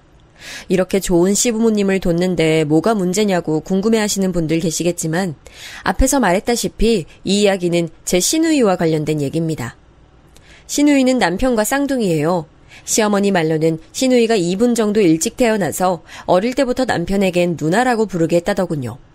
게다가 저희 시댁이 여자가 귀한 집안이라 그런지 돌아가신 시할아버지와 시할머니께서 시누를 5살 때까지 등에 업고 다녀서 5살 때까지 발에 흙 묻힐 일이 없을 정도였다고 하더군요. 그래서 그런지 아니면 애초에 그냥 성격에 문제가 있었는진 모르겠지만 집에서 혼내지는 않고 오냐오냐 해서 그런지 본인이 하고 싶은 말이면 어떤 사람이랑 있든 어디든 상관없이 말을 뱉어내야만 직성이 풀리는 사람이었죠. 그래서 그런지 저는 좋은 부모님과 좋은 동생들 사이에서 어쩜 이런 사람이 태어났을까 하는 의구심이 드는 사람이었습니다. 이렇게 말하면 대부분의 사람들이 괜히 시누이라서 제가 질투를 내서 그런 거 아니냐고 하실 수 있겠지만 제가 결혼 준비하면서 가장 많이 걸린 사람이 바로 시누이였습니다. 와, 옳게 좋겠다. 뱃속에 아기 하나 있다고 취집 성공하고. 나도 취집하고 싶다, 취집. 보통 이런 이야기는 자기 친구들과 하지 않나요? 물론 친구들과도 이런 얘기를 하는 건 아니지만 무튼 이런 얘기를 양가 부모님께서 다 모이신 상견례 자리에서 하는 건 예의가 아니죠. 그 말에 시누이가 뱉자마자 화기애애했던 분위기가 싸해졌어요. 그런데 이런 분위기도 읽지 못한 시누는 저를 보며 말을 덧붙였습니다. 옳게. 나는 명품 가방으로 예물해줘. 엄청 비싼 걸로. 그리고 제가 놔주는 내 용돈은 건들지 마. 알겠지? 얼마나 황당하던지 사실 그때까지 시누이는 결혼도 못하고 취업도 못한 백수였습니다. 그나마 남편과 도련님이 일찍 취업해서 성공해서 누나에게 용돈을 주고 있었다 하더라고요. 무튼 시어머니께서 조용히 시누이를 밖으로 부르셨고 15분 정도 들어오시지 않으셨습니다. 그 사이 시아버지께서 분위기를 풀려고 엄청 노력하셨고요. 15분 뒤에 들어온 시누이는 울었는지 얼굴은 벌겋게 물들어 있고 훌쩍훌쩍 소리까지 내더군요. 끝까지 제겐 사과도 하지 않았습니다. 시부모님과 남편만이 시누이가 아직 사회생활을 제대로 못해봐서 말을 함부로 했다며 저와 저희 부모님께 사과하셨습니다. 상견례 후 저희 부모님께서 남편을 불러 시누이가 마음에 걸리지만 그래도 뱃속에 아기가 있고 남편이 그동안 저를 얼마나 사랑해줬는지 아껴줬는지를 알고 있으니 이번만큼은 넘어가겠다고 얘기하셨습니다. 아무리 그래도 정도가 있다고 생각하네. 그것도 그런 중요한 자리에서 그렇게 말하는 걸 보면 평소엔 얼마나 더 그랬을지 알 수 있고 자네가 뱃속에 있는 쑥쑥이와 내 딸을 얼마나 사랑하는지 알고 있으니까 이번엔 우리가 참겠네. 자네도 알겠지만 우리 딸이 어디서 그런 말 들을 사람은 아니라고 생각해. 우리 딸이 자네랑 같은 좋은 대학교 높은 성적으로 졸업했고 졸업 전에 취직해서 좋은 회사 다니면서 또래보다 돈도 많이 벌고 능력도 있잖아. 물론 당장 회사를 그만둘 것도 아니고 아기를 낳더라도 우리 딸이 회사 다니고 싶다고 하면 우리가 쑥쑥이 봐줄 거니까 다시는 취직이니 그런 말 안 나오게 해주게. 네, 당연합니다. 누가 봐도 제 누나가 잘못했습니다. 워낙 집에서 귀하게 자라서 그런지 할 말 못할 말 구분을 못하더라고요. 말씀대로 다시는 이 사람 어디 가서 그런 소리 안 듣게 제가 잘 단속하겠습니다. 정말 죄송합니다. 너무 서운해 말게. 아무래도 우리가 좀 더 딸을 품에 안고 살고 싶었는데 급하게 결혼시키게 되면서 마음도 심란한데 그런 얘기까지 들으니 더 심란해져서 그래. 자네도 아기 태어나면 우리 마음 이해할 수 있을 걸세. 아닙니다, 아버님. 이해합니다. 저도 뱃속에 있는 쑥쑥이가 그런 말 들었다면 당연히 서운하고 화가 났을 겁니다. 나중에 남편에게 듣기론 시누이는 그날 집에 가서 시부모님께 더 혼이 났다고 하더군요. 아무리 생각이 없어도 그렇지 동생 잘못으로 남의 집 귀한 딸 급하게 결혼하게 하는 것도 죄송한데 거기에 시누이가 더 보탰다며 가지고 다니던 시아버지 카드도 뺏기고 외출도 금지당했다고 하더군요. 뭐 그때까지는 제가 시누이랑 살 것도 아니니까 상관없다고 생각했죠. 하지만 결혼 생활 내내 시누이는 이런저런 일을 만들어냈습니다. 하루는 저와 남편 집에 들어와서는 저녁 잘 먹고 이제 시누이를 보내려고 하자 바닥에 납작 엎드려서는 마치 5살 아이가 꼬라지 부리듯 행동하는 거 아니겠어요? 아, 왜? 이 집 우리 엄마 아빠가 사준 집이잖아. 그러니까 내 방도 하나 만들어 달라고. 누나 진짜 언제까지 이럴 거야? 언제까지 애처럼 굴 거야? 몇 번을 말해야 알아먹어. 이 집은 나 때문에 이른 나이에 결혼하게 된 이 사람 위해서 부모님이 해주신 집이라니까? 이 집은 부모님도 아니고 나도 아니고 내 와이프 집이야. 그런 게 어딨어? 우리 엄마 아빠 돈으로 샀으면 내 집이야. 제가 우리 집 들어와서 한 게 뭐 있어? 너 나중에 우리 엄마 아빠 재산 노리고 우리 집 들어왔지? 나쁜 년. 그리고는 방바닥에 누워 시끄럽게 소리 지르는 시누이를 보다 저는 남편에게 알아서 처리하라고 말하며 안방으로 들어가 누웠습니다. 안정기였지만 조금만 무리를 하면 몸이 힘들어졌거든요. 침대에 누워 끙끙 앓고 있는데 시간이 조금 흘러 도착한 도련님의 손에 시누이는 질질 끌려갔고 저희 집은 평화를 되찾았습니다. 자기야 미안해. 밥만 먹고 간다고 해서 불렀는데 저럴 줄은 몰랐어. 모든 소란이 끝나고 안방으로 들어온 남편은 누워있던 저를 안아주며 말했습니다. 그러다 땀 범벅인 저를 발견하고 서둘러 응급실로 데려갔고요. 스트레스 때문에 아기도 저도 위험할 뻔했다고 말씀하시며 의사선생님은 입원해야 한다고 말씀하셨고 저는 서둘러 입원했습니다. 이 사건 후에 남편은 시누이를 저희 신혼집에 출입금지시켰습니다. 시부모님도 그 다음날 바로 병원으로 찾아오셨고 시누이를 잘못 키웠다며 저에게 사과하셨습니다. 시누이를 데려와서 저에게 사과시키고 싶지만 혹시나 그게 저에게 더 무리가 될까 무서워 데리고 오시지 않으셨다고 하시면서요. 나중에 남편에게 전해 듣기론 시부모님이 돌아가시면 자기한테도 이 집에 대한 지분이 있을 줄 알았는데 집 명의가 저라는 말에 방이라도 한 칸 차지하면 자신한테 유리할까봐 그런 행동을 했다고 해요. 그렇게 일주일 입원해 있던 저는 상태가 호전되어 답답한 병원을 퇴원할 수 있었고 의사선생님은 남편에게 신신당부했습니다. 절대 스트레스 받으시면 안 됩니다. 다행히 지금은 상태가 호전됐지만 언제든 위험해질 수 있어요. 사모님께서는 몸도 약하신 편이셔서 절대 안정 필요합니다. 아셨죠? 의사의 절대 안정이라는 말과 시부모님 남편의 권유로 저는 결국 회사도 그만두고 저와 아기의 안정에 힘쓰기로 했습니다. 저희 엄마도 저 챙겨주신다고 저희 집에 오셔서 밥이며 집안일이며 도와주셨어요. 시간이 지나고 제가 다시 안정을 찾아갈 때쯤 시누이가 다시 집에 들어오려고 했습니다. 처음엔 시어머님께서 반찬을 가져다 달라고 했다며 남편과 밑에서 만나다가 어느 순간부터 남편 없는 시간대에 와서 문을 열어달라고 하더군요. 여러분이라면 어떠실 것 같아요? 문 열어주셨을까요? 저는 열어주지 않았습니다. 오히려 집에 없는 척 조용히 있었죠. 괜히 시누이 보면 스트레스 받아서 다시 병원에 입원하는 것보단 조용히 있는 게 더 편하고 좋으니까요. 그 후에도 여러 번의 위기가 있었습니다. 자기를 만나주지 않는다는 이유로 친구 핸드폰으로 제게 욕문자를 보낸 적도 있고 새벽 중에 모르는 번호로 전화를 해서 받으면 끊고 받으면 끊는 괴롭힘을 시작하더군요. 처음엔 누가 이러는지도 모르니까 점점 무서웠고 스트레스 때문에 결국 다시 병원에 입원했습니다. 남편이 가만히 있던 건 아니었어요. 욕문자 보내는 번호로 전화도 해보고 차단도 했습니다. 새벽에 오는 전화는 모두 남편이 받았지만 다 끊어버려서 누가 이런 짓을 하는지 알 수 없었죠. 결국은 남편이 경찰에 신고를 냈고 곧이어 정체가 밝혀졌죠. 저는 진짜 아니에요. 제가 빌려달라고 해서 빌려준 것밖에 없어요. 내가 언제? 네가 그랬잖아. 나한텐 아무 피해도 없을 거라며. 결국 저와 남편은 시누이 친구와 합의를 했고 합의금을 조금 받고 끝을 냈습니다.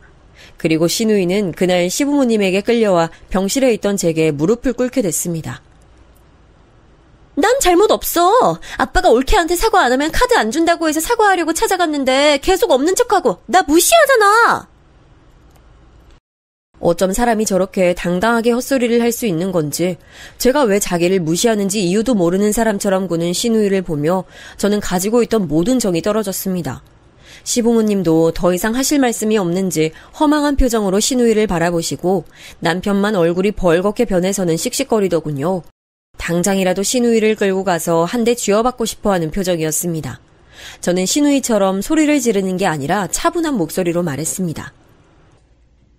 그러면 이게 형님 사과인 거죠? 자기 때문에 병원 입원한 사람한테 다른 사람 번호로 욕문자 보내고 새벽에 잠도 제대로 못 자게 하는 거 말이에요.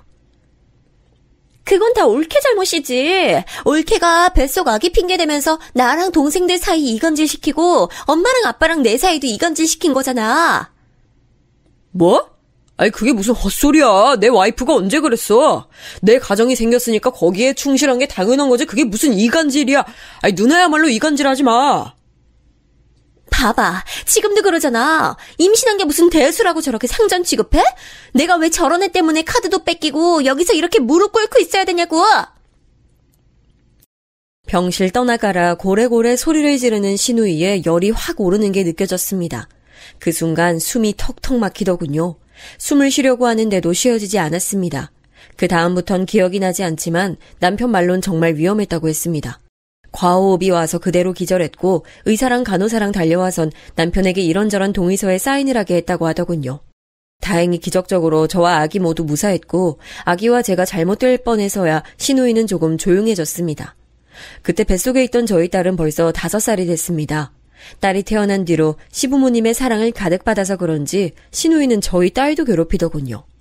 때리고 꼬집고 그런 건 아니지만 저희 딸이 자면 일부러 깨우고 과자라도 하나 먹으려고 하면 아기 손에서 과자를 뺏어가 먹어서 꼭 딸을 울렸어요. 남편과 도련님도 이제는 아기까지 괴롭힌다며 핀잔해줬지만 그래도 굴하지 않더군요. 집에서도 이런 사람인데 밖에선 오죽하겠어요. 대학도 휴학, 복학을 밥 먹듯이 하다가 간신히 졸업하고 들어간 회사에서도 사수가 너무 잔소리가 많다고 첫 출근한 지 한 달도 안 돼서 그만두고 공무원 하겠다고 저러고 있었죠. 결국 보다 못한 부모님께서 가게 하나를 내주셨습니다. 나름 잘 운영하다가 서비스직은 자신과는 안 맞는 것 같다며 아는 사람한테 가게 팔았다고 한 뒤로는 시부모님도 포기하신 것 같았습니다. 그러던 어느 날 사건이 하나 발생했습니다. 제가 딸 낮잠 재우러 들어간 사이 자기 남자친구와 함께 몰래 저희 집에 들어와서는 단 15분 만에 제 옷이며 가방, 목걸이를 가지고 나갔거든요. 하필 전날 잠이 부족해 딸과 함께 잠든 후였는데 아무리 신우이 남자친구라고 해도 나쁜 맘 먹고 저랑 딸이 자고 있던 방문을 열었다면 어떻게 됐을지 끔찍했죠. 게다가 신우이가 훔쳐간 목걸이는 저희 외할머니가 엄마에게 주시고 그 목걸이를 엄마가 제게 물려주신 외할머니 유품이었습니다. 사라진 목걸이에 거실 CCTV를 돌려보던 제가 신우이 얼굴을 발견하고 얼마나 황당했을지 이해되시나요? 아무리 나이를 먹어도 고쳐지지 않은 행동과 인성, 게다가 이제는 도둑질까지, 심지어 다른 건 다 괜찮아도 목걸이를 가져가다니 결국 그 모든 화는 남편에게 쏟아졌습니다. 도대체 형님은 나이를 뭐 어떻게 먹고 있는 거야? 아무리 오냐오냐 키웠다고 해도 도둑질이라니 말이 되냐고. 지금이라도 당장 우리 집 못 오게 하라고. 여보, 미안해. 진짜 미안해. 말로만 미안하다고 하지 말고 어떻게 좀 해보라고. 당신이 사준 것만 가져간 것도 아니고 우리 엄마가 나한테 물려주신 목걸이도 가져갔어. 너 계속 형님 단속 못 시키면 우리 이혼이야. 그 말을 하고 엉엉 울었습니다. 목 놓아 엉엉 울자 잠들어 있던 딸도 깨서 저와 함께 울었습니다. 결국 저도 남편도 그날은 잠도 못 잤죠. 후에 신우이가 가져간 옷과 가방은 찾을 수 있었지만 목걸이는 찾지 못했습니다. 이미 팔아버렸다고 하더군요. 결국 남편이 신우이를 데리고 금은방에 찾아가 돈을 더 주고 다시 그 목걸이를 사와야 했습니다. 그 뒤로는 남편 나름대로 신우이를 열심히 단속하더군요. 저는 집 비밀번호를 바꿨고 그 누구에게도 알려주지 않았습니다. 남편에게도 단단히 약속을 받아냈고요. 시부모님에게는 이해해 주시라고 말씀드렸습니다. 당연히 시부모님은 딸 잘못 키운 본인들이 무슨 할 말이 있겠냐며 알겠다고 하시더군요. 신우이도 자기 잘못이 있으니 더 이상 제게 아무 짓도 못했고요. 하긴 자기 때문에 동생이 이혼하게 생겼으니 안하무인 짓은 더 이상 못하겠죠. 그래도 소소하게 사람 화나게 행동하긴 했지만 이젠 저도 신우이를 봐주지 않았습니다. 화를 내게 하면 똑같이 화냈고 행패를 부리면 뒤도 안 돌아보고 집으로 돌아갔죠. 시부모님께는 죄송했지만 거기 더 있었으면 제 속에 있는 화가 폭발할 것 같아 나와버렸습니다. 다행히 시부모님께서도 이해해 주셨고요. 그렇게 제가 신우이를 피하고 화를 내니까 그제야 제가 덤비지 못할 사람이라는 것을 깨달았는지 점점 조용해지더군요. 그렇게 평화로운 시간을 보내던 어느 날 도련님께 연락이 왔습니다. 진지하게 만나고 있는 사람이 있는데 저희 부부에게 먼저 소개시켜주고 싶다고 말이에요. 그렇게 말하며 저희 부부와 딸을 멋진 레스토랑에 초대하더군요. 그 레스토랑은 저희 지역에서 분위기가 좋고 음식이 맛있고 깔끔한 곳이라고 평점이 높은 곳이었습니다. 알고 보니 그 레스토랑이 동서될 사람의 집에서 운영하는 곳이라고 하더군요. 동서는 평범한 회사원인데 동서네 오빠가 그 레스토랑의 요리사고 부모님과 함께 운영한다고 하더군요.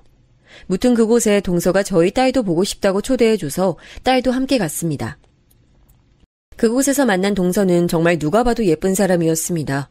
하얗고 잡티 하나 없는 얼굴에 눈웃음이 매력 포인트였죠. 오죽하면 저희 딸이 동서 보고 언니가 너무 예쁘다고 할 정도였죠. 동서도 그런 저희 딸에게 고맙다고 딸도 아주 예쁘고 사랑스럽다고 말해줬고요. 바쁘실 텐데 초대 응해주셔서 감사해요. 좀 더 좋은 곳에서 식사 대접하고 싶었는데 저희 친오빠가 남자친구 형 부부 식사 대접 꼭 해주고 싶다고 하셔서 이곳으로 모셨어요. 다음엔 더 근사한 곳에서 같이 저녁 먹어요. 아니에요. 정말 멋지고 분위기 좋은데요. 이렇게 멋진 곳 초대해주셔서 너무 고마워요. 식사하는 중간중간 얘기를 하면 할수록 동서가 아주 좋은 사람이라는 걸 알 수 있었습니다. 심지어 저희 딸까지 알뜰하게 챙겨주는 모습에 저희 부부는 두 사람이 결혼한다고 하면 시부모님이 반대해도 팍팍 밀어줄 거라고 얘기했죠. 정말이에요. 물론 시부모님께서 좋으신 분들이라 그럴 일 없겠지만 만약 시부모님이 반대하시더라도 우리 부부가 팍팍 밀어줄게요. 진짜 도련님이랑 동서랑 너무 잘 어울려요. 정말요? 감사합니다. 그럼 앞으로 형님이라고 불러도 될까요? 형님? 애교 부리듯 목소리 높이는 동서에게 그렇게 하라고 형님 소리 너무 듣기 좋다고 얘기했죠. 그날 분위기는 정말 화기애애 그 자체였습니다. 하지만 후에 도련님께서 왜 저희를 먼저 동서와 만나게 했는지 집에 가는 길에 걸려온 도련님과 남편의 전화에 알 수 있었죠. 형, 집 들어가는 길이야? 오늘 피곤할 텐데 와줘서 너무 고마웠어. 피곤은 무슨, 이런 자리엔 꼭 가야지. 오늘 너도 피곤할 텐데 얼른 들어가 쉬어라. 남편은 운전하느라 차에 내장된 블루투스로 전화를 받았고 저는 잠자는 딸을 챙기느라 그냥 조용히 남편과 도련님 통화 소리를 들었습니다. 영희는 잘 데려다줬지. 나도 집에 가는 길이야. 그나저나 형, 나 부탁 하나만 해도 될까? 부탁? 무슨 부탁? 왜? 너 돈 필요하냐? 남편이 도련님에게 되물으며 힐끔 사이드미러로 저를 쳐다봤습니다. 저는 남편에게 알아서 하라고 고개를 끄덕였고요. 사실 도련님께서 동서를 보여준다고 할 때부터 두 사람이 결혼 준비하려는 건 알 수 있었습니다. 혹시나 도련님이 돈이 부족해서 빌려달라고 하면 아무 말 없이 달라고 얘기했고요. 사실 저희 부부가 결혼할 때 도련님은 갓 사회초년생이었는데 알뜰살뜰하게 모은 돈 1,000만 원을 저희 결혼하는데 보태라고 줬거든요. 다행히 그 돈은 쓰지 않고 잘 간직하고 있었고 그 돈에 이자를 붙여서 다시 돌려줄 생각도 하고 있었고요. 돈은 무슨, 나도 돈 있어. 그게 누나 때문에. 누나가 형이나 나를 많이 의지하잖아. 형 결혼할 때도 힘들어했는데 나까지 결혼한다고 하면. 뜬금없이 튀어나온 형님을 가리키는 호칭에 사례가 튀어나올 뻔했습니다. 하지만 사실 잘 생각해보면 전혀 뜬금없진 않았습니다. 저와 남편이 결혼할 때도 시누이가 폭탄이었는데 그 모습을 가장 가까이 지켜본 도련님이 걱정하지 않으면 오히려 그게 이상하죠. 남편은 도련님 말에 잠시 아무 말도 않다가 한숨을 푹 내쉬며 말했습니다. 누나가 최근까지 너네 형수한테 잘못하는 거 봤잖냐. 누나는 그냥 우리가 너무 오냐오냐 해서 그런 거야. 이젠 자기도 그러면 안 된다는 걸 깨달아야지. 집에 영희 데려가면 또 한바탕 할 거 생각하니까 눈앞이 깜깜해. 그래도 너무 걱정하지 마. 나 결혼할 때야 처음이었고 너무 갑작스러워서 누나가 마음의 준비가 안 돼서 그런 걸 수 있잖아. 게다가 지금은 그때보다 나이도 더 먹었는데 설마 그렇게까지 하겠어? 그래도 혹시 모르니까 재수 씨랑 누나 만나는 날에 내가 미리 누나한테 얘기해 놓을게. 너무 걱정하지 마. 형만 믿을게. 조심히 들어가. 그래, 너도 조심히 들어가고. 전화가 끊기고 남편도 저도 한숨이 절로 나왔습니다. 남편도 말은 저렇게 했지만 참 답답하겠죠. 나이도 먹을 만큼 먹은 형님이 아직도 동생 부모님 타령을 해대며 제대로 된 일자리도 없이 백수로 살면서 시부모님이 주시는 용돈이나 까먹고 있으니까 말이에요. 공무원 시험 공부는 하고 있는 건지도 모르겠고 공부는커녕 친구들이랑 놀러 다니기 바쁘니까 말이에요. 아무래도 동서한테 사실대로 말하는 게 좋지 않겠어? 말로는 이미 재수 씨한테 했다고 하는데 만나는 거랑 말로 하는 거랑 다르잖아. 그래서 더 걱정스러운가 봐. 그래도 도련님은 끊고 맺음이 확실하니까 형님도 우리 때처럼 그러진 않겠지. 그리고 당신 말대로 사람이라면 발전을 했겠지. 괜히 신우이 생각하니 속에서 화가 올라오는 기분이었습니다.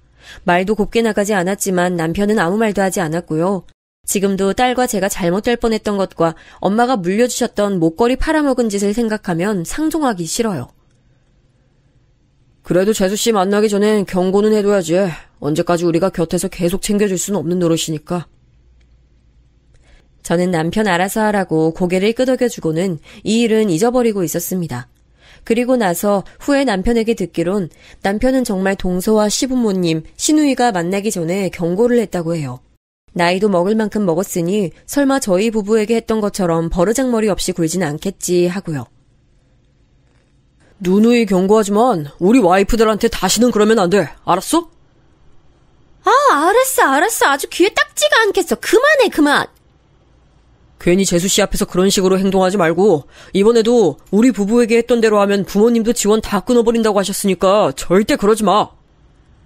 알겠다고. 내가 5살 먹은 애도 아니고 나도 그때 내가 잘못한 거 아니까 이제 그만해. 시누이가 이렇게 말했다고 해도 저는 믿지 않았어요. 근데 어떻게 된 일인지 정말 동서와 시부모님, 시누이가 만나는 자리에서도 투덜거리지도 않고 얌전히 밥만 먹었다고 하더군요. 역시 사람이 나이를 먹으면 달라지는구나 하는 마음이 들었고 도련님과 동서는 어서 결혼을 하고 싶다며 냉큼 상견례 날짜까지 잡아왔습니다. 그런데 이때다 싶었는지 시누이는 당당하게 시부모님에게 상견례에 입고 갈 옷이 없다며 돈을 달라고 하더군요. 아니 그럼 셋째 상견례 자리에서 내가 제일 추리하면 되겠어? 나도 백화점 가서 예쁜 옷 입고 갈래. 돈 줘, 돈. 누가 보면 아주 시부모님에게 돈 맡겨놓은 사채업자인 줄 알겠다니까요. 그래도 좋은 게 좋은 거라고 시부모님도 이왕 이렇게 된 거 좋은 옷 사입으라고 용돈을 주시더군요. 그 꼴이 보기도 싫고 또 여전히 5살 먹은 애처럼 구는 시누이가 꼴 보기 싫었지만 저희 부부와 아들까지 초대해준 도련님과 동서의 마음을 생각해 결국 상견례에 참여하기로 했습니다. 상견례도 저번에 저희 부부를 만났던 동선의 레스토랑에서 하기로 했습니다. 시부모님 집에서는 거리가 좀 있어서 저희 부부가 시부모님을 모시고 가기로 했고 시누이는 친구들과 놀다가 택시를 타고 간다고 하더군요. 그러려니 하고 시부모님을 모시고 레스토랑에 갔는데 이게 무슨 황당한 일인지 친구랑 놀고 그쪽으로 바로 오겠다던 시누이가 레스토랑 앞에서 그 친구들과 자기들도 들어가겠다고 실랑이를 하는 게 아니겠어요? 아니 여기서 우리 동생 상견례 하기로 했다니까요? 여기 이 친구들도 제 손님인데 같이 들어가겠다고요. 죄송하지만 말씀드린 것처럼 초대된 분들 외에 다른 분은 입장할 수 없습니다.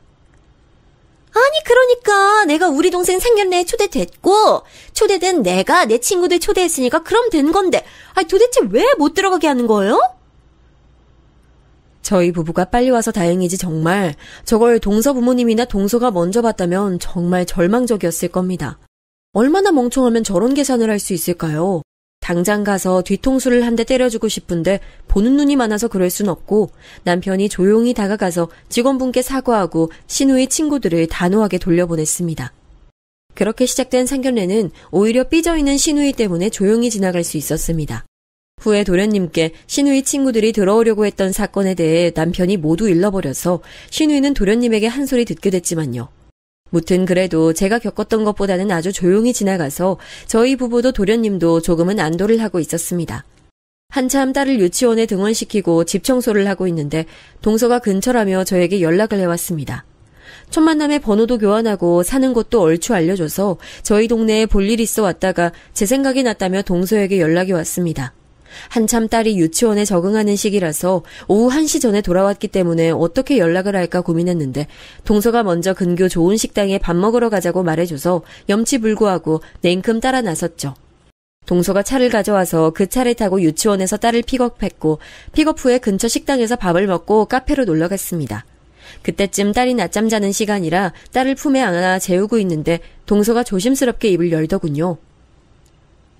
저 형님, 제가 뭐 하나 여쭤봐도 될까요? 네, 그럼요. 왜요? 도련님이 잘 못해줘요? 내가 도련님 약점 좀 알려줘요?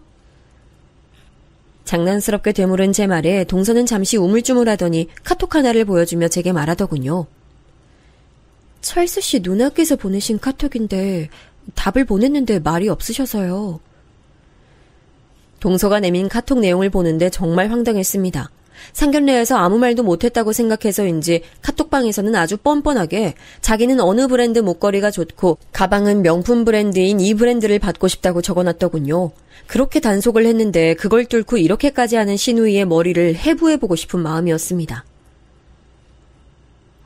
상견례도 끝난 지금에서야 이런 말 하는 내가 동서 생각으로는 같은 사람이라고 할 수 있지만 이혼보단 파혼이 낫단 말이 있으니까 그냥 내가 다 말할게요. 저는 이렇게 말하고는 그동안 형님이 제게 했던 모든 망나니 짓을 다 말했습니다. 제가 형님과 시부모님, 도련님, 남편 사이를 이간질한다고 생각했던 것도 말했고 저희 딸 과자 뺏어 먹은 일 같은 것도 말했습니다. 차마 도둑질까지 했다는 말은 못해서 그냥 두루뭉실하게 저희 집에 들어와 제 옷도 허락 없이 빌려갔던 적이 있다고 얘기했죠. 그러자 동서는 한참 생각에 잠기다 조용히 입을 열었습니다. 사실 철수 씨가 그동안 집에 있었던 일에 대해서 모두 말해줬어요.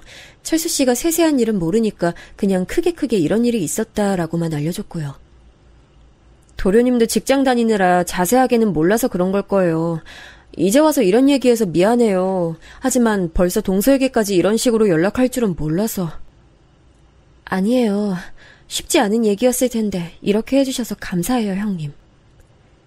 그 말을 끝으로 일찍 퇴근한 남편이 저와 아들을 데리러 와서 더 많은 얘기를 할 순 없었지만 저는 이실직고하는 마음으로 집에 가는 길 차 안에서 남편에게 털어놨습니다. 그러자 남편은 오히려 잘했다고 하더군요. 차라리 잘했어. 누나가 그런 연락 보냈다면 아무리 눈치가 없는 사람도 알게 됐을 거야.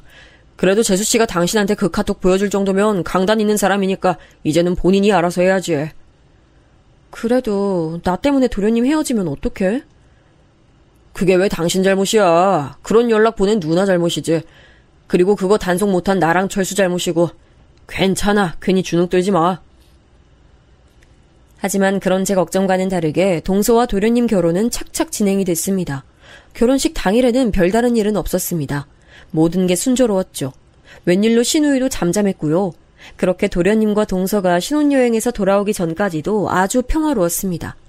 그 평화로움이 깨진 건 도련님 부부가 신혼여행을 다녀와서 시작됐습니다. 한국에 도착한 다음 날 동서는 시댁 식구들에게 줄 선물을 바리바리 싸들고 왔습니다. 음식부터 선물까지 하나를 안고 등장해서 시댁 분위기가 화기애애했습니다. 게다가 신우이가 요구했던 브랜드 가방도 비싼 돈을 들여서 사왔고 그 덕분에 신우이 기분도 하늘을 찔렀죠. 하지만 일은 그 다음 날부터 시작됐습니다. 동서가 친정에도 가야 한다며 하룻밤 자고 떠났고 저희는 딸이 할아버지랑 할머니랑 노는 게 재미있다며 하루 더 있다 가자고 해서 하루 더 있기로 했습니다. 동서가 떠나자마자 신우이는 본색을 밝혔습니다. 바로 시어머니에게 뛰어가서는 동서가 사준 가방에 어울리는 옷이 없다며 옷을 사야 하니 돈을 달라고 조르기 시작했죠. 엄마, 둘째 얽히가 이렇게 예쁜 가방을 사다 줬는데 그거에 맞는 옷도 있어야지. 돈 좀 줘봐. 돈 없으면 카드라도 줘. 아니, 넌 어떻게 된 애가. 아유, 됐다. 네 아버지랑 나 이젠 너한테 땡전 한 푼도 줄 생각 없으니까 당장 알바라도 해. 결국 터질 게 터진 거죠. 아무리 예뻐하는 딸이어도 저렇게 행동하면 결국은 미워지는 게 사람 마음이잖아요. 게다가 딸이라고는 하나 있는 게 일도 안 해 결혼도 생각이 없어 보이니 시부모님 입장에선 답답할 노릇이죠. 그래도 그냥 해본 말씀이겠거니 생각했는데 이번엔 마음을 단단히 먹으셨는지 시아버지도 한 말씀 하시더군요. 그래. 그동안 우리가 너를 잘못 키운 죄라고 생각하고 네 억지 모두 받아줬지만 이젠 안 그런다. 너도 나이가 있는데 모아둔 돈이 있길 하냐 아니면 비전을 가지고 있길 하냐. 아직도 변변한 직장 하나 없이 동생들은 각자 자기 가정까지 꾸렸는데 너는 대체 뭐하고 있는 거야? 이제 엄마 아빠도 너의 그 유난스러운 투정 받아주는 것도 힘들어. 딱 3개월 준다. 일을 하든 가지고 있는 것들을 팔든 돈 만들어서 내 집 나가. 아빠, 그게 무슨 헛소리야. 신우이는 계속해서 시아버지에게 매달렸지만 시아버지는 단호하셨습니다. 신우이가 아무리 바닥을 떼굴떼굴 굴면서 울고 악을 써도 시부모님 마음은 변하지 않았죠. 그러자 신우이는 본인 방에 들어가 콕 박혀 저희가 갈 때까지 나오지 않더군요. 저와 남편이야 얼마나 가겠나 싶었지만 생각보다 시부모님은 강하게 나가셨습니다. 매일매일 날짜를 세며 신우이에게 어서 일을 알아보라고 나가라고 하셨다고 해요. 그러자 신우이도 슬슬 이대로는 안 된다는 걸 느꼈는지 동서한테 동서 집에서 하는 레스토랑 알바 자리를 알아봐 달라고 했다고 하더군요. 시부모님 말로는 몇 번 출근하는 것 같더니 어느 순간부터 또 집에 들어와 누워있다고 하시며 저렇게 끈기가 없어 일도 제대로 못하고 그만뒀으니 동서와 사돈 어른들 뵙기에 너무 민망하다는 말만 하셨고요. 그러던 어느 날 신우이에게 전화가 왔습니다. 시부모님께서 날짜가 임박하자 이제 짐 싸라고 말씀하셨다고 해요. 그래서 신우이도 애간장이 탔는지 동서에게 자기 쫓겨나면 받아달라고 말하고 안 된다면 돈 좀 빌려달라고 부탁했나 보더라고요. 그런데 동서는 절대 안 된다고 고래고래 소리를 지르면서 자기를 깔봤다고 짜증을 가득 부리더군요. 재수없는 년. 됐어! 난 처음부터 둘째 그 싸가지 없는 년 너무 싫었어. 자기 좀 가졌다고 난 무시하고 말이야. 우리 이렇게 된 거 그 싸가지 왕따 시키자. 어때? 왕따라니. 세상에 저게 30대 중반 넘는 사람 입에서 나올 말인가요? 저 말 듣자마자 얼마나 황당하고 어이가 없던지 3살 버른 80까지 간다고 그 성격 어디 가겠어요? 게다가 제가 왜 자기 편을 들어줄 거라고 생각했는진 모르겠지만 전 단호하게 거절했어요. 아니요, 전 그런 거 관심 없어요. 그리고 어른이 돼서 쪽팔리지도 않아요. 왕따라니. 시부모님 말씀대로 형님 얼른 정신 차려요. 맨몸으로 쫓겨나서 저희 집에 오거나 돈 빌려달라고 해도 저희 절대 안 빌려줄 거니까요. 뭐? 야, 네가 뭔데 나한테 그딴 식으로 말해? 신우이가 핸드폰 너머로 욕하는 게 들렸지만 그냥 끊었습니다. 그러곤 괜히 동서가 걱정되어 동서에게 퇴근 시간에 맞춰 조심스럽게 전화했죠. 동서, 통화 가능해? 네, 형님. 형님 전화면 무조건 받아야죠. 아니, 그 형님 때문에 괜히 마음 상했을까봐 연락했어. 너무 마음에 받아주지 마. 그냥, 그래. 정신이 아픈 사람이라고 생각해버려. 에이, 겨우 그런 걸로 마음 안 상해요. 그냥 이상한 사람이 있다 생각하고 끊어버리면 되는 거죠. 근데 왜요? 형님한테 안 좋은 소리 하세요? 아니, 그런 건 아닌데 나 참 유치해서 말이야. 아니, 나이를 그렇게 먹고 동서 왕따 시키자고 그러는 거 있지? 그래서 내가 나는 그런 거 관심 없다고 딱 잘랐어. 동서 혹시 형님이 전화해서 막 욕하거나 안 좋은 소리 해도 그냥 끊어버려. 알았지? 왕따요? 순간 동서 목소리가 굳는 게 느껴졌습니다.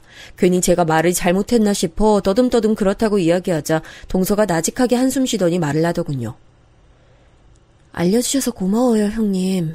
제가 저희 남편이랑 시부모님 봐서라도 그냥 넘어가려고 했는데 아무래도 안 될 것 같네요. 응? 뭘 말이야? 뭐 잘못했어? 아니에요. 괜히 형님 머리만 아파요. 아마 곧 듣게 되실 거예요. 제 걱정하지 마시고 당분간은 그 도둑한테 오는 전화 차단하세요. 이러고는 예의 바르게 끊는 거 아니겠어요? 무슨 일인진 몰라도 신우이가 또 사고 하나 크게 쳤다는 걸 알 수 있었습니다. 그렇게 시간이 흘러 이 사건에 대해서 까먹고 있었는데 어느 날 신우이에게 울면서 전화가 왔습니다. 여보세요? 여보세요, 형님? 갑자기 전화해서 얼마나 큰 소리로 우는지 귀가 다 떨어져 나갈 정도였어요. 전화 받고 5분이 지났는데도 너무 시끄럽게 울어서 도대체 어떻게 된 일인가 싶어 그 전화를 끊고 시부모님에게 전화를 했죠. 사실 그때까지 시아버지께서 신우이를 정말 쫓아내셨구나 하는 생각밖에 없었습니다. 어머님, 형님이 전화하셔서 엉엉 울기만 하시는데 무슨 일 있으세요? 됐다. 우린 그런 애 몰라. 아우, 너랑 새아가한테 얼마나 미안하고 민망한지. 너도 아는 척 말고 행여나 너희 남편이 누나 도와준다 그러면 절대 그러지 말라고 말려. 걔도 사회가 얼마나 힘든지 알아봐야 하지 않겠어? 세상에 동네 창피해서. 하시면서 전화를 끊으시더군요. 도대체 무슨 일이 일어나고 있는지 몰라 어리둥절하고 있을 때쯤 딸과 함께 귀가한 남편이 들어왔습니다. 무슨 정신으로 저녁을 먹었는지 모르겠지만 저녁을 다 먹고 씻고 잠든 딸 방에서 나오는 남편을 붙잡고 물어봐 전후 사정을 알게 됐죠. 시부모님이 말씀하신 3개월이라는 시간이 점점 다가오자 신우이가 마음이 조급해졌나 봐요. 나이도 있으니 알바도 쉽게 구해지지 않고 이력서 넣은 곳에선 아무런 연락이 없자 동서에게 전화를 했나 보더라고요. 동서 레스토랑에서 알바로 써달라고 말이에요. 착한 동서는 마침 레스토랑 직원 하나가 퇴사를 해서 비어있는 자리에 신우이를 넣어줬고요. 그런데 신우이가 거기서도 맨날 일도 제대로 안 하고 기존에 있던 직원이라도 싸우고 심지어는 설거지도 대충 해서 레스토랑으로 손님들이 컴플레인을 넣었다고 하더군요. 레스토랑도 이미지 장사인데 신우 때문에 이미지에 타격을 먹은 거죠. 미꾸라지 한 마리가 물을 흐린다고 딱 그 꼴이었습니다. 그래도 동선의 오빠는 혹여나 동서가 중간에서 곤란할까봐 말하지 않았다고 해요. 그래도 꾸역꾸역 출근해서 알바비도 받아가고 그랬는데 그 돈은 다 어디에 썼는지 없어졌고 돈 떨어진 신우이는 못된 생각을 한 거죠. 바로 레스토랑 돈통을 털어가는 거. 생각하자마자 실행에 옮겼더군요. 장사가 끝나고 문이 닫힌 시간에 퇴근할 때 미리 열어놓은 주방 뒷문으로 잠입해서 돈통에서 돈을 모두 털어 도망쳤다고 해요. 물론 다음날 레스토랑을 오픈한 직원은 비어있는 돈통과 열려있는 뒷문으로 도둑이 들었다는 걸 확신하고 바로 경찰에 신고를 했고요. 하필 레스토랑 CCTV가 한 달에 한 번씩 자동으로 정리되는 날이라서 그날의 CCTV는 남아있지 않다 하더군요. 아마 이것도 신우이가 계산해서 한 것 같아요. 완전 계획된 범죄였죠. 하지만 신우이가 하나 생각을 잘못한 게 레스토랑이 운영을 안 하는 시간에는 주차장을 사용하도록 해놔서 그 시간에 주차된 차가 많았다는 거예요.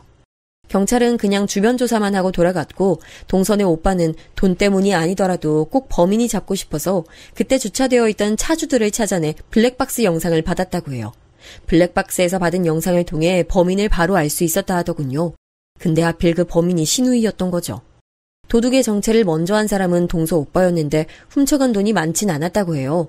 요즘 사람들은 다 카드 결제라서 돈통에 약 70만 원 정도 있었다고 하더군요. 그래서 이 금액을 가지고 일주일 정도 고민하다가 경찰에 알리지 않고 동서에게 먼저 알렸다고 해요.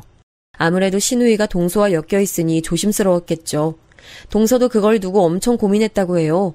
일단 신우이는 자기가 사랑하는 남편의 누나이기도 했고 괜히 시부모님 속 시끄럽게 할 필요가 없다는 생각까지 하고서야 신우이에게 전화를 걸었다고 해요. 작은 옳게 나 지금 바빠서 이따가 전화 줄게. 형님. 하지만 신우이는 번번이 저런 식으로 옳게 전화를 피했다 하더군요. 그러기를 일주일째 동서는 결국 자기 개인 사비로 도련님 몰래 도둑 맞은 금액을 돌려놨다고 해요. 그 후로도 신우이도 그냥 넘어가려고 했다네요. 연락을 피하던 신우이가 갑작스럽게 연락만 하지 않았다면 말이에요. 작은 옳게 우리 아빠가 나 진짜 쫓아낼 건가 봐. 나 돈도 없는데 어떡해? 작은 옳게가 우리 아빠 엄마 좀 설득해봐. 응? 제발. 그것도 아니면 나 좀 재워줘. 그거 아니면 나 돈 좀 빌려줘. 전화를 받자마자 와다다다 쏟아내는 신우이에 동서가 머리끝까지 화가 났고 결국 질려버렸다고 하더군요. 그 나이 처먹고 아빠 엄마 타령 좀 그만해. 정신이 있으면 얼른 독립해야지. 아버님 말씀 틀린 거 하나 없어. 얼마나 염치가 없으면 우리 오빠 돈까지 훔쳐놓고 나한테 돈을 내놓으래?